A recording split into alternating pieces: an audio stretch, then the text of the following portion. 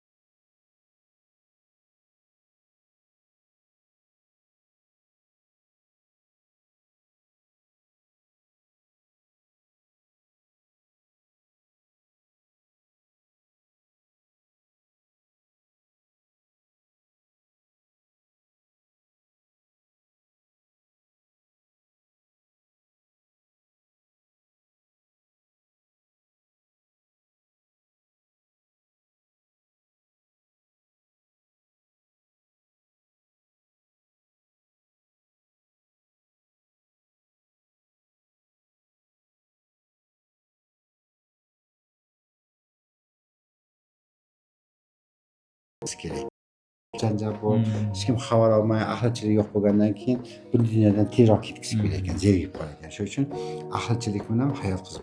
Har bir kunimizni biz bayramona o'tkazishga harakat qilamiz. Menimcha Instagramda ko'rinadi.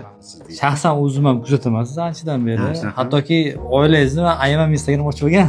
Kuzatib o'tiradi-da, chunki yaxshi narsalarni ko'rsak, o'shanda yaxshi narsa olamiz-da. Keyin bir narsa qiziqligi mana shu kamalani qo'shilgani yaxshi bo'ldi. Keling. Bizlarda o'sha qo'yadigan roliklarimiz 7 yoshdan 70 yoshgacha bo'ladi. Haligi yosh balog'atga yetgan yigit qizlarga ham yoqadi.